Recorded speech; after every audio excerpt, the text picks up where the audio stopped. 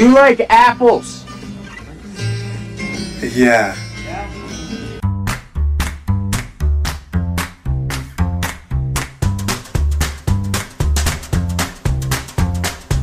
Quiet, numbskulls, I'm broadcasting.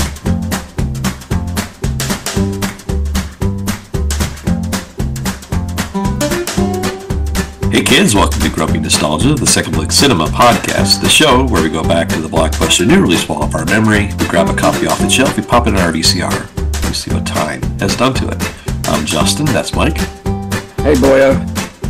And together, we're here to help you navigate all the landmines littered down memory lane.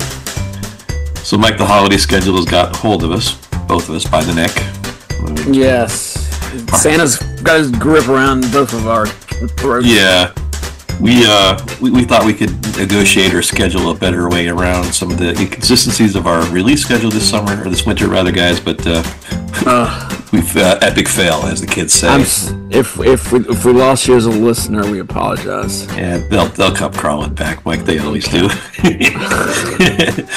So we're not entirely sure this will get released on time, but we do have some fillers in there for you, so just you can have something out there every 10 days, as we promised you we did. Yeah. Justin released y'all some foam peanuts out there, so enjoy. Eat the crumbs. Let them eat cake, Mike. That's my opinion. There you go. So we finally got a minute together, so we decided we'd try to knock out a movie here, but most of our time's been spent in the theater. Me and Mike have been marathoning Wicked together. Oh, yeah.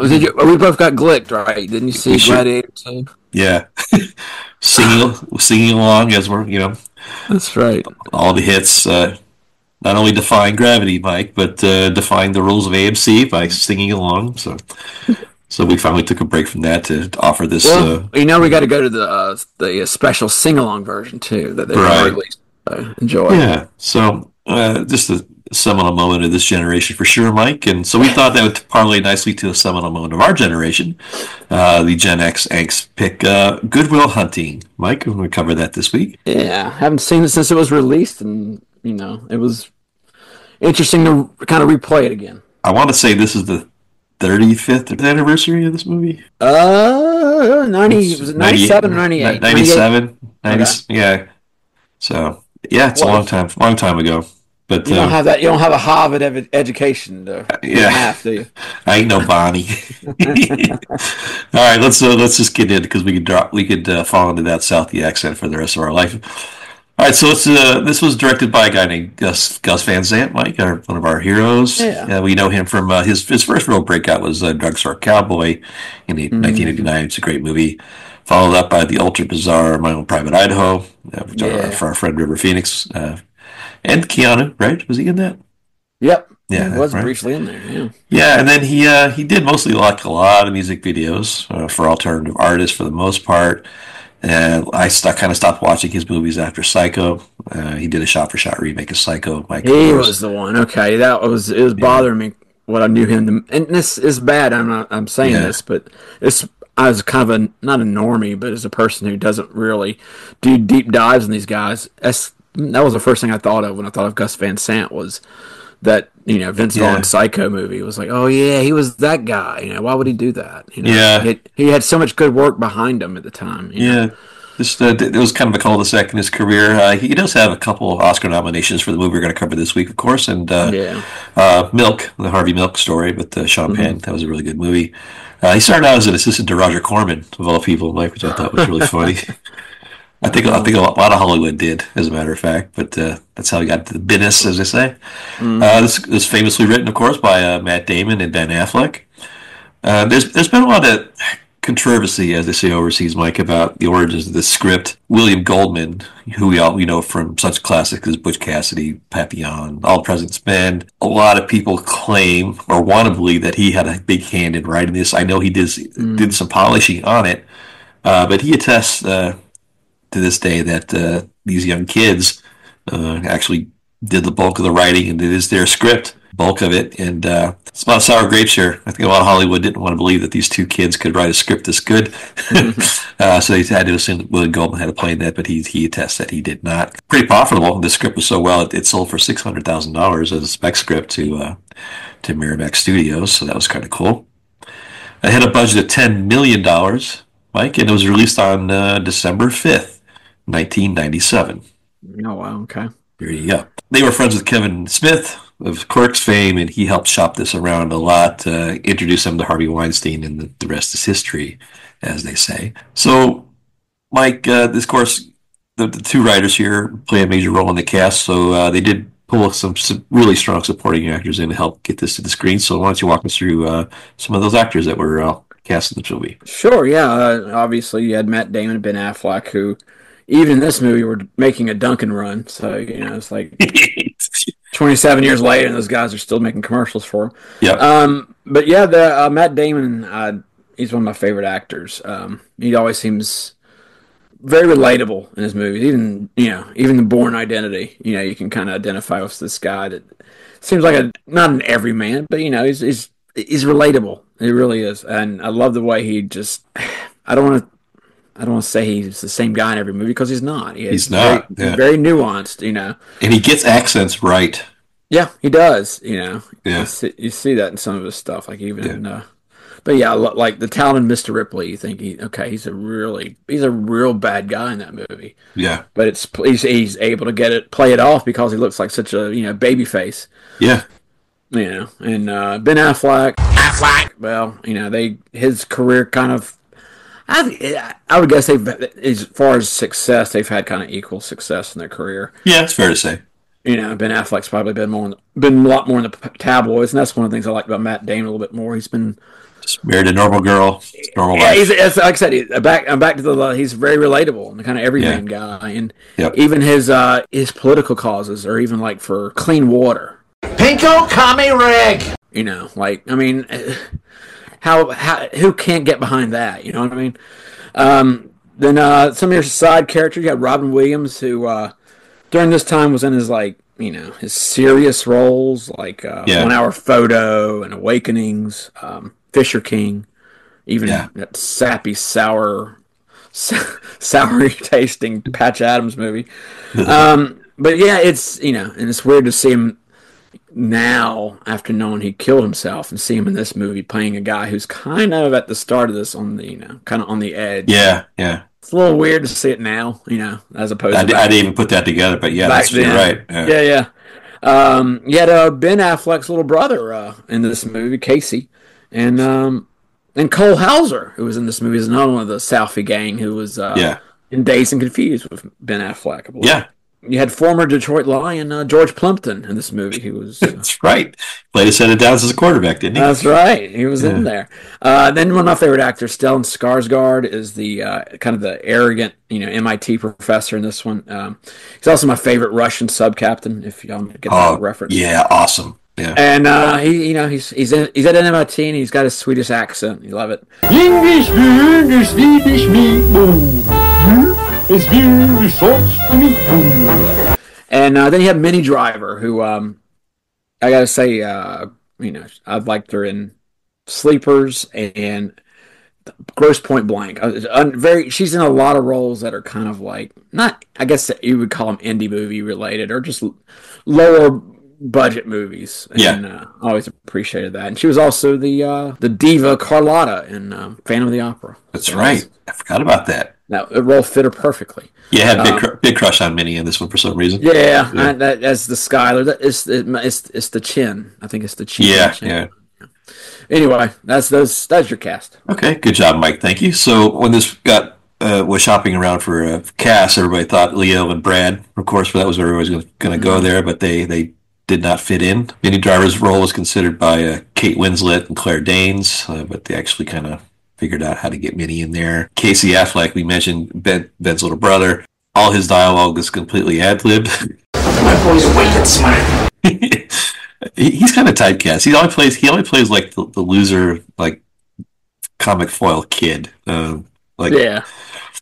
He's great in this movie. Just a few notes about the movie itself. That bench that Robin Williams and Matt Damon have a conversation at after their first contentious meeting in therapy. There's a memorial there. If you go to Boston, it's they decided to memorialize that scene there, so that's pretty cool. They did an interesting thing that these kids, when they were shopping around the script, on page 60, they put a bizarre, out-of-place male sex scene on page 60 to get to intentionally trick the script readers or any potential listing agents to see if they actually read the script, because they thought if they actually read the script that the notes would be what the hell is with page 60. So they were able to filter out a lot of studios that didn't take it very seriously. Nice. The team at Miramax said, "Hey, what was the deal with this?" And they said, "Well, thank you." So it was there to catch you. So you're hired. They appreciated it. They appreciated that. I thought was interesting that the painting in Sean's office, the little guy in the rowboat with the New Englanders, so that's actually Gus Van Zant's artwork. I thought that was kind of neat. Ah. Yeah, as does a director, he have both ears? He does for now. What? What? Speaking of directors, Mel Gibson was originally pegged to do this, but he dropped out at the last minute. So that could have been an interesting take there for our buddy Mel. There's a lot of activity around this movie in the late 90s. So Hollywood was really at its peak. This was a monster year for movies, as we discussed several times on the show. 97. The latter half of the 90s, like when we were shopping around this podcast to each other, we thought about what are we going to talk about. And we said, well, let's just look at the movies that came out in the late half of the 90s. Yeah. And we were convinced we could pull at least 200 shows out of that. So speaking of those movies, this came out, of course, on December 5th, as we mentioned. The week after that, in 1997, you had Amistad and Home Alone 3 come out. Then Titanic came out on the 18th, and that was that for the box office. It sunk everybody else. Yeah. Speaking of sunk, Mike, you want to guess what other movie came out on the 18th against Titanic? Oh, no. What was it? That would be your favorite, The Postman, Mike. Ride, Postman. Ride, Postman, ride. Oh, that's right. I forgot it. Oh, that movie really had nothing going for it, did it? Wow. No, it came up against that juggernaut Titanic, which just kind of ruled the box office for the next 22 weeks, I think, straight, number one. Not number one at all. I had those legs that just sustained it well into the new year. It was the largest grossing movie that year, of course. Good Will Hunting came in around 15 that year, conveniently sandwiched cozily between Batman and Robin and Con Air.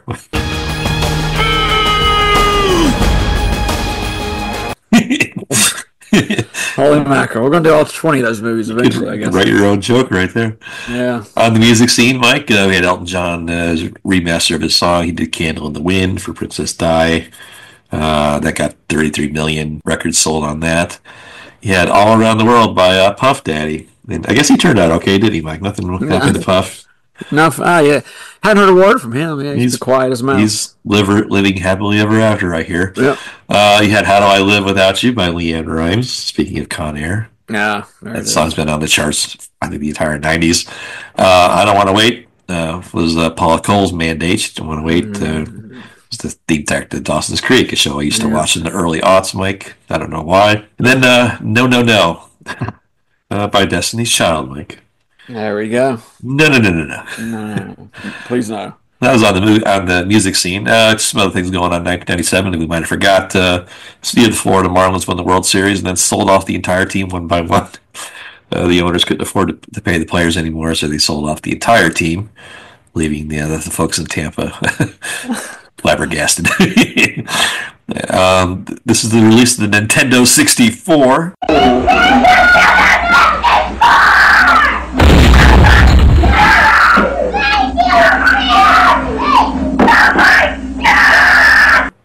That was the big Christmas fury that year. Everybody had to have one. I still have mine, Mike.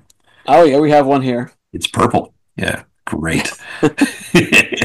On Broadway, we had The Lion King premiered, as did Into the Woods. Came out that year as well. Our shopping memories, Mike, these are stores we used to hit all the time. They're on now. They're long gone by, unfortunately. But KB Toys, Media Play, Walden Books, and Sam Goody. I love Media Play. Yeah, but the iPhone replaced all of those things. So there you go. So that was 1997 in a nutshell. Is Napster still around? I think Napster's still around at this time. I think Metallica hadn't killed it off yet. Not yet. Yeah. All right, so we're in the theater, Mike. It's 1997. We're about 25, 26 years old. Close enough to be relatable to the characters in the story. Everybody knows Matt Damon and Ben Affleck now. But back then, these guys were just, fresh out of college, Harvard, I think, and were really this phenom, and everybody's just based their desire to see this movie based on the rumors about these wonderkins that came out of Harvard and wrote this great script. So let's see what it's all about, Mike. So are you ready? Let's do it. All right, hit the button. Why don't you? Sporto. Chief, got that, Chief? All right. So our movie opens up with Will Hunting, played by Matt Damon here. He's a janitor at MIT. He's from South Boston, Mike, and he's doing his janitorial work, and he sees one of the math professors had put a graduate level math problem out in the hallway, and you see him solving it, and then the next day in the class, the professor, Stellan Skarsgård, asks, okay, who did it? And none of the class cops to it. So it's a mystery, so he decides to put another one out there, see if he can't catch the secret problem solver. And then the next night, he sees Matt Damon in the hallway solving the problem, and he goes up to reach him, and he walks off and runs away, and says "F you." Yeah, and he thinks he's like doing graffiti or something, and then he goes up and he's gobsmacked. He looks at the wall, sees that this janitor solved the problem. It's like, who was that kid? That followed up to the next night where Matt Damon's with all his Southie friends, including Ben Affleck and Casey Affleck and Cole Hauser. They're at their Irish bars, of course, having a few. Some local bullies are harassing some of the sweethearts in the bar. And as those guys are walking home, Matt Damon and Ben Affleck drive by in their car, and they get out and beat the crap out of them. All to the strains of Baker Street by Jerry Rafferty. Nice touch there. I love it. I forgot that. There's some great music in here. So the cops are called, and then, of course, Will accosts a cop, and then he gets arrested, and he makes bail.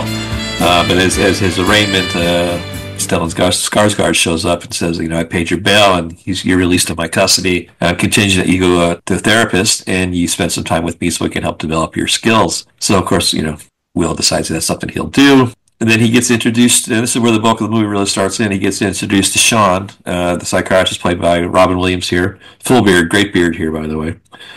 And he's not one for therapy, obviously, and it's very contentious. He starts to play mind games because he's, obviously, he's got a photographic memory, and he's got powers of recall, and he's read every book ever written, and he starts to play games and starts to toy with Robin Williams here. And he makes some comments. He goes to an area, Mike, he shouldn't go to. He starts questioning Robin Williams' relationship to his wife, knowing that he's a widow. And he pushes some buttons. Yeah, and then that scene where he grabs him by the neck, it looks real. It looks shockingly real, where Robin grabs him by the throat and pushes him against the wall and says, I'll end you if you ever disrespect my wife. And you can tell that, Matt Damon's never had something like that happen to him before. And this really sets the tone for the movie. The second act is just a lot of the, back and forth with him in the psychiatrist's office. Williams trying to break through, just not really getting anywhere. Interesting thing about this is he's smart enough to know all the strategies by therapists, and he uses them to turn them, just to toy with them, And so Robin Williams really never had anything like this in his career either, so it's just a really interesting little psychological battle every time they go into the office together. Yeah, I love that. I love that element because it makes it, it gives a kind of a nice, core to the movie as far as the push and pull between those two, and that ultimately ends up being the the main relationship of the movie is those, what the interaction between those two. And, So speaking of relationships, one of the nights at the bar, he gets introduced to Minnie Driver, who's there with her girlfriends, and there's the great scene here, Mike, where he shows up the Harvard guy with all his knowledge and calls him out for plagiarizing and all that. Just one of the greatest scenes ever. And of course, this culminates with him getting Minnie's phone number and then going to the coffee shop after bars and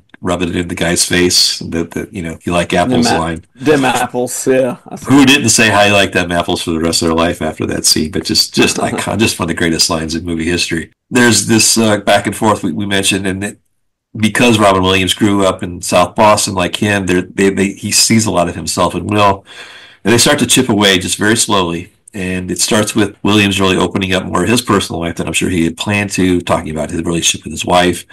And what really kind of starts the whole process, triggers the whole thing, the healing, is he tells that story about how he met his wife and he gave up his ticket to Game 6 in the World Series. That great story. He tells that story about how his wife would fart in her sleep, and that was completely improvised. And if you watch that, Mike, Matt Damon loses it a couple times. The camera actually shakes because no one knew that was coming. There's a lot of improvisation here, and that scene was just all Williams just doing what he does. Interesting. Yeah. So, because of his, troubled past and his history of abuse, but he slowly starts to chip away, and he starts to develop a relationship with Minnie Driver. And because it's self-sabotaged, and, he knows that because he's such a interesting case, he's not really one for commitment either. So he pushes her away. And then, it literally kind of culminates with she leaves him, and it puts him in a state, and, he comes to talk to Sean about it. And Sean, makes the case that, the carpe diem type speech where, you've got to come around, and he pushes him to the point where he makes him confront his violent stepfather's foster home past. And he keeps repeating, it's not your fault, it's not your fault. And this was I didn't appreciate as much as a young guy watching it, but this scene I could really understand now, maybe as a more adult person. He keeps pushing it. And his response goes from, yeah, I know. And then every time he replies, I know, he gets a little more emotional, and then he just breaks down. Mm-hmm. And I just thought it was a neat progression. Like that whole scene was so powerful. And all Williams had to say is, it's not your fault. That kind of clicks, and that's what sends, Will Hunting into some sort of realization and all that. But I think what was interesting here, what really put it over the edge for me, what really pushed the whole thing over, is he's been taking these menial jobs in construction this whole time with Ben Affleck, and Ben Affleck's talking to him about Skylar leaving. And what I think is the most powerful part of the movie was Ben Affleck, who he grew up with his whole life. And the parallels with real life here are pretty strong too. He really confronts him on how he doesn't use his talent. And Ben Affleck knows that he's got something he'll never have. And I think hearing that from him is what really kind of does it for him, because he says, I hope one day I come pick you up and you're not there, because I know you will have left and done something more with your life. And I think when he says that one line, I think that's what really put him over the edge. And then, of course, they buy him a crappy car for his birthday. And he takes off to find Skylar in Stanford in California. He drives off, and he leaves Affleck alone. And Affleck goes up to the porch and knocks on the door, and he doesn't see him there. And that's like his little closure on his end, so he knows his friend did what he was supposed to do. And of course, Matt Damon leaves that little note for Robin Williams about, I got to go see about a girl. And the classic line, he goes, well, that son of a bitch stole my line. That was ad-lib too. That's the last line in the movie. And then you get the credits, and the credits are just, him driving on the road, driving west. And you got the Elliott Smith soundtrack, which was very, very big at the time. And it was just a very poignant tiny little movie with stars that became very, very big, but at the time were not that big, and it was just an interesting little progression of the story. And that was it. That did no justice to the movie, of course, guys, but I think most people listening to this have probably seen it. But if you haven't checked it out, it's currently playing on HBO Max, so check it out. Please do, yeah. It's much better than the last few we've probably done. Yeah. The last movie that Matt Damon and Ben Affleck wrote together was Last Duel, I think, or something like that. That was good. Oh, yeah. I know what you're talking about. Not so much. Yeah. So, okay, so let's talk about awards and accolades. So this had a modest $275,000 opening, Mike, so it didn't get big release. This ran the art house circuit for a while. Independent movies usually do that. But then, with Robin Williams' cachet and the critical success that it critical reception really got it opened up in more theaters, so that was cool. I ended up doing $138 million domestically and a whopping $226 million worldwide. Remember, this is $1998, guys, so this was a big one.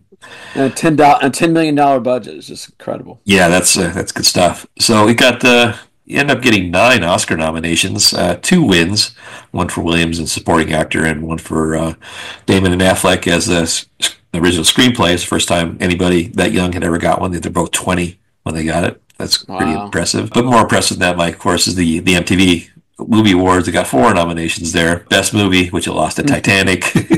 Best male Performance, which for Matt Damon, he lost that to DiCaprio. Titanic, of course. Best On-Screen Duo, which they lost gloriously to Nick Cage and John Travolta in Face Off. You got to give them that. And then the Best Kiss also lost there. Adam Sandler and Drew Barrymore in The Wedding Singer, Mike. That was a better kiss than that. So MTV hit it out of the park again. Although, to their credit, they didn't have a Lifetime Achievement Award for Clint Howard this year. The hell is MTV doing talking about Clint Howard? I keep thinking he's in all Ron Howard's movies, and he's pretty much he's in Adam Sandler's Waterboy. Remember that? And he generally plays creeps, but I keep thinking about him as the little kid in Star Trek. I don't watch a lot of Star Trek, Mike, but every time I see him as that little kid emperor, it creeps me out. I forgot about that role. Yeah, he was Leon in Andy Griffith's show. He was always offering his half a sandwich. Stupid Clint Howard. But that's it, guys. So that's we strongly encourage you guys to check this out. Easy Notes. We didn't make a whole lot of fun of it, so that must be pretty good. If I'm quiet most of the review that Justin does, that tells you something. Yeah, it's probably pretty good. So let's just run through our grumpy meter here, just for the point of doing it, Mike. So this is where the part of the show where me and Mike talk about films we saw as younger moviegoers, and we review them from that headspace, and then we revisit them again as grumpy old jerks and look at them again to see how our thoughts have changed. So, Mike, why don't you head us off? How was what was your take on it the first time and your most recent watch? Oh, it was. I remember liking it the first time. I guess I didn't have any preconceived notions about Ben Affleck from doing like Jiggly or some other hits, but yeah, I mean it was a great movie when we first saw it in the theater, and it's just like I said before, it's understated and there's no, I mean, like you kind of juxtaposed it earlier with Con Air, and Face Off. I mean, can you imagine watching this movie after watching those two?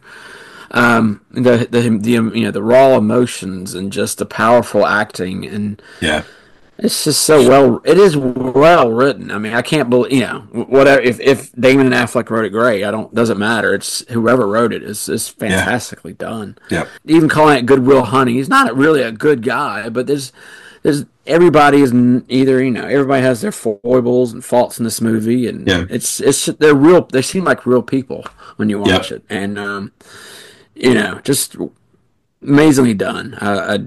That's why I don't have a lot to say because it was that good. Even watching it now, like I said, the only thing that was kind of off-putting for me is seeing Robin Williams, but that's because I'm bringing real life into a movie that shouldn't have real life brought into it. But you can't help it, when you see him on the screen talking about being Vincent Van Gogh, it's like, okay, Yeah. But other than that, it's just, as a movie, it's just fantastic. And it should have beaten Titanic in the Oscars, but hey, whatever. Yeah, you're right. It's a good call, Mike. I'm not too far apart. So the first time I saw it, I was probably like 3.5 or 4 out of 5. I had a writing career. It's way back then. I was not a good one, but I was writing screenplays back then with a writing partner, a friend of mine, still in Chicago, and we were getting interviews. They flew us out to Hollywood, and we talked to ACM, and we were looking at our scripts, and they took a few of them.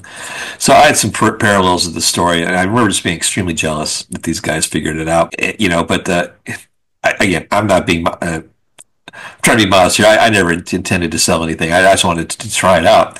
So I was I was in that circle, and I knew what it took, and I knew what it took to get your writer's card, and I get my writer's guild card and all that. So I was in the play a little bit. And when I saw things like this, I'm like, wow, this is how I knew I was never going to get there, because this was just so, above the fray. It was just so good. And do you think they had any help from Kevin Smith?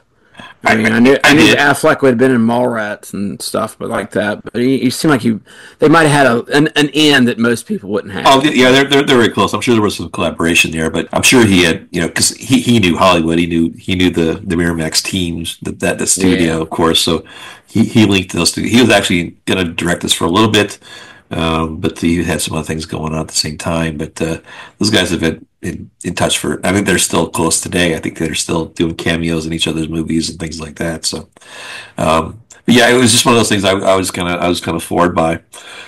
And then I watched it again, a couple of nights ago, and it was an interesting thing that what happened. I found, at least psychologically, is because of the commonality of our ages, those guys kind of got into it when I got into it. They were successful, and I just got pushed to the side, which I don't have any regrets about. But I was very related. It was a very relatable thing to me through their eyes the first time I saw it in the '90s.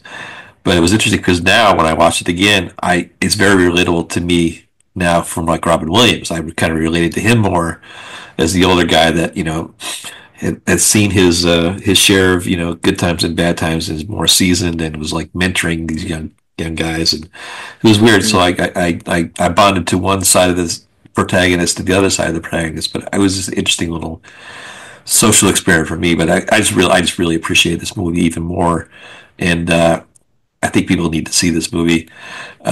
Although Premiere Magazine, I read an article. Premiere Magazine said it's one of the most overrated movies in history. I don't understand that. Huh. Yeah. That's strange. I don't know how a movie could be overrated that is, like I said, done on such a small budget and just on its face is not an elaborately like staged movie.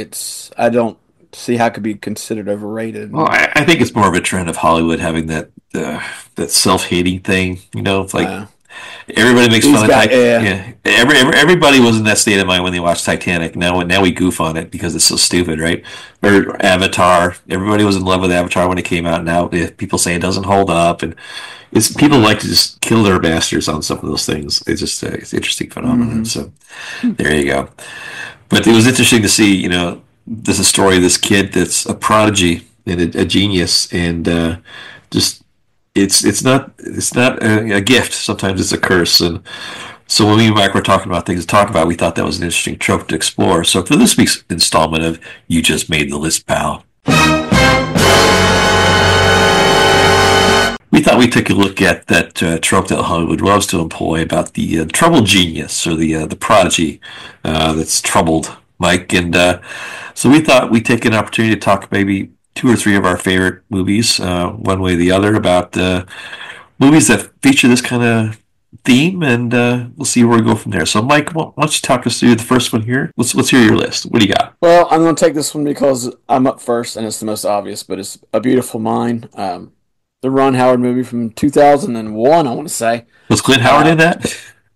You know what? I don't think so. I'm not interested. He might have been like, shelving books or something in the Princeton Library in the background or something, but I don't think so. I don't think he would be found on that campus because most of the action takes place at Princeton, so there's no Clint Howard needed. Sorry, unless he was a janitor. Oh, good. Okay, what an opportunity. But yeah, it has Russell Crowe as John Nash, who's a renowned mathematician. He's a graduate student at the time, but this was kind of like his origin story before he wins the Nobel Prize. Yeah, real guy, right? But he has schizophrenia, and this is kind of almost a biopic of it in a way because I don't want to give away spoilers because it's got a great kind of ending to it. There's like, oh my gosh, it's one of those kind of endings.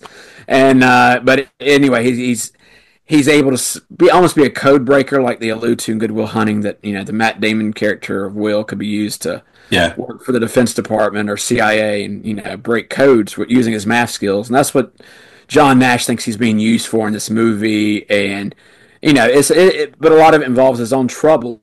Just being a schizophrenic, and I think it has a lot of parallels to this movie, but this one came out 3.5, 4 years later, so right. That'd be my first movie that came close. It came to mind instantly when you're watching Good Will Hunting. Now is A Beautiful Mind. Okay, that's a great pick, Mike.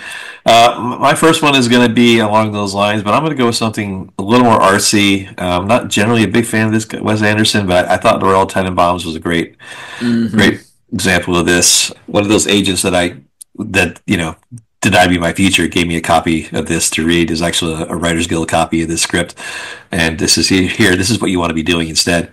And I got to read this and before it came out, and it was the three main characters in here, the Tenenbaums, the Luke Wilson and Owen Wilson and Gwyneth Paltrow. They all have these amazingly. They grow up with these prodigies with wonderful skills. One's a tennis player, one's a screenwriter, but they have these great things that they never really all three of them never really meet their expectation level. And I think Luke Wilson actually has like a drug-induced burnout here, and it's just how they deal with it, and it's a bittersweet, melancholy look at unrealized potential, but times three. And I thought this was just in a typical Wes Anderson story. It's queer and unique and charming and witty, and got great music attached to it. The soundtrack, yeah. Got some like 60s English pop behind it, so it all works very well. But all three of those main characters just really never lived up to their potential as prodigies, and I thought that was just a great. But it was okay. It was just one of those things where it just turned out. So that's what my first pick. All three characters from all the Tenenbaums, from the real Tenenbaums, Mike. Nice. From 2001, I think. Yeah. You're right. All right, cool. My second one is going to be The Social Network. Good one. Yeah, which is, again, kind of one of those unauthorized biopics, but it's about Mark Zuckerberg and his attempts to start Facebook. And I don't know if he really want to say he's a genius, but the way he's able to manipulate, like the Winklevosses and I forgot the Andrew Garfield character in the movie, but he's able to just use his friends to advance himself, and it really, paints kind of a bad painting of not very flattering. Zuckerberg is Jesse Eisenberg character in this, and it's not very flattering for him, but it's he's I guess the intelligent part is people don't like him almost, and it's because he thinks he's so much smarter than they are, and he almost becomes unrelatable to his friends, and just it's almost like he has Asperger's and doesn't have the emotions needed to know what he's doing, to stepping over him or stepping on him in some cases. Yeah, and it's just that it's that kind of crack in his personality you kind of see in this movie where he's really smart and probably could have done this himself, but he couldn't resist using some of these people around him to help advance himself, and that would have been his flawed genius in this movie. So that would be The Social Network from I believe 2010, 2011. Yeah, I love the last line where the lawyer who's helping present says, "Mark, you're not an asshole, but you're just trying so hard to be."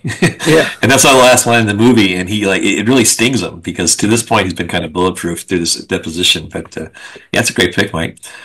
All right, so my next pick is going to be one of my favorite movies ever. It's a movie called American Splendor.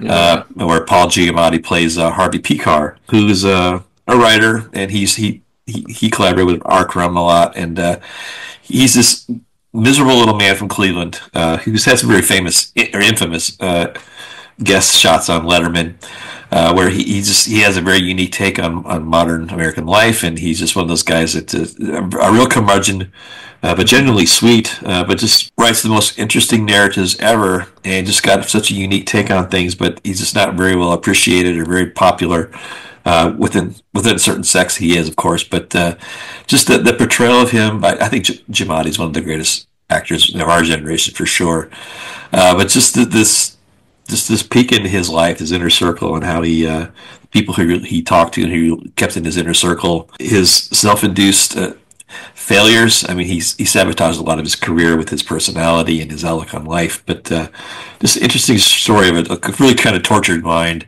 But if you ever get a chance, it's a neat little movie. It's a quick one. It's called American Splendor from 2003. Check that one out. It's a really great movie. Nice. All right, Mike, your last pick, and maybe a few honorable mentions if you have. Let me do the honorable mentions. I've mentioned this movie before, but it's about Beethoven. It's Immortal Beloved, and you realize he's a musical genius, but he's not very good at relationships. So it's just another case of one of those.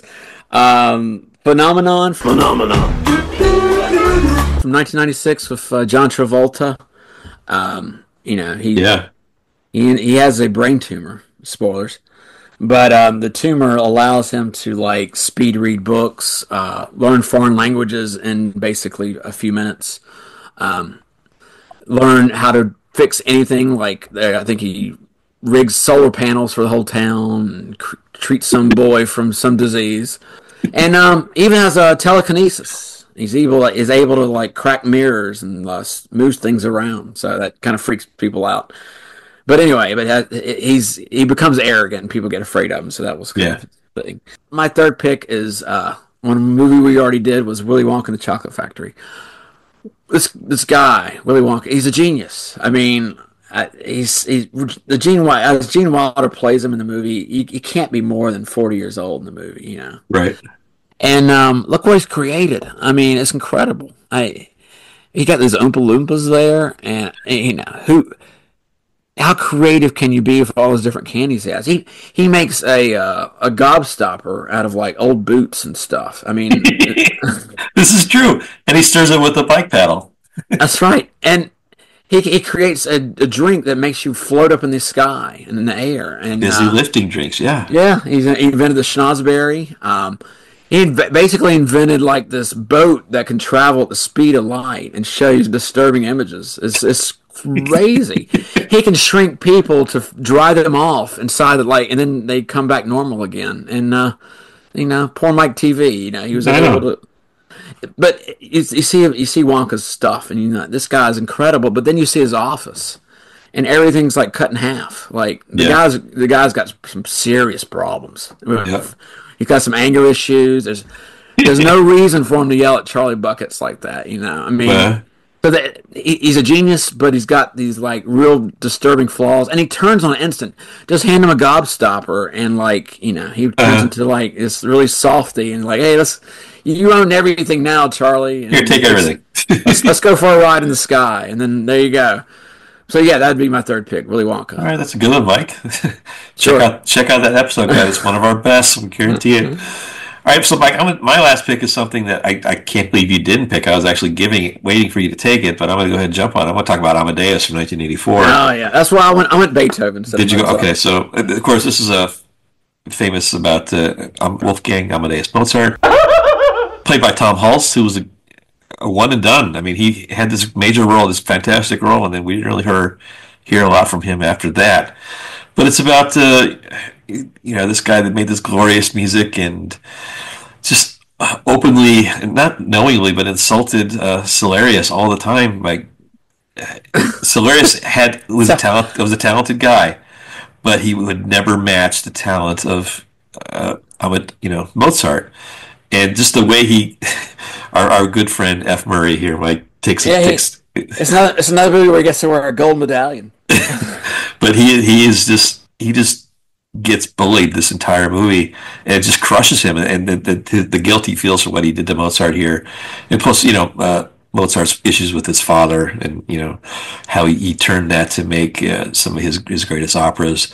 This is a fantastic movie. Milos Forman did it, I think, and it's a director. Just one of those movies it's an acquired taste for some. If you don't understand the context of it and the classical music part of it, you probably won't like it. But if you get past all that, it's just a really great story, just about a tortured mind that's just a bit of kook, really. One of the first kooks in modern history, is a real rock star at the time, but just a troubled guy, and just a fantastic portrayal of him, and by Tom Hulce. So that's my best pick there. A couple honorable mentions that I have on my side. I think we should put the Man on the Moon from 1999 in there, with Jim Carrey playing Andy Kaufman. Just a phenomenal film. I think Milos Forman again. Yeah, I think that's Forman. Yeah, but it's about the most eccentric stand-up of all time, and his crossover into professional wrestling is always funny for me. It's one of the things that got me into professional wrestling. But just this weird guy that had his own unique take on comedy, and just was never self-serving, just never gave in to convention, and was always just interested in just going to that extra stage of whatever it was he was on, where he was. No one was at that level. Just a great movie. Another one, Little Man Tate. I don't know if you ever saw that one before, Mike, but it's from 1991. It's got Diane Wiest. She plays a teacher to this little boy that's got prodigious talent, and Jodie Foster directed it. She also plays his mom. It's just about the struggles of what do you do with a kid that has all this amazing talent, but the social skills aren't there, and how do you give him a normal life? But he befriends Harry Connick Jr., Mike, so it's all okay. He's not flying a F-14, is he? Yeah, it's really tragic because he really bonds to him, and then Connick kind of just brushes him off. Not too much unlike Bobby Hill's infatuation with Brad Tibideus. But it was one of those things where Say my name. Famously voiced by Matthew McConaughey. Matthew McConaughey, King of the Hill, guys. Check out that series. We talk about it a lot. You might get some of these random jokes. You're welcome. The name is Rad Thibodeaux. Here's my card, so I'm for real. I can tell you're a very sensitive young woman, and sensitive people, they do have a hard time in our society today. I should know. As a self-proclaimed genius, I myself, Rad Thibodeaux, am often misunderstood. But yeah, it was a really neat movie from 1991 as well. And I just to circle back, if you ever saw The Accountant from 2016, where Ben Affleck plays a hitman that works for the government as an accountant. He's got extreme OCD. But he's a genius on that level, and it's like a genius. It was actually a pretty neat movie. I went in there wanting to hate it, but I really enjoyed it a lot.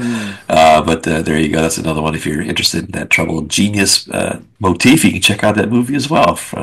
Who doesn't want to see Ben Affleck, Mike? All right, Mike. Well, it's been a while since we've done this, and it showed. That was a terrible episode.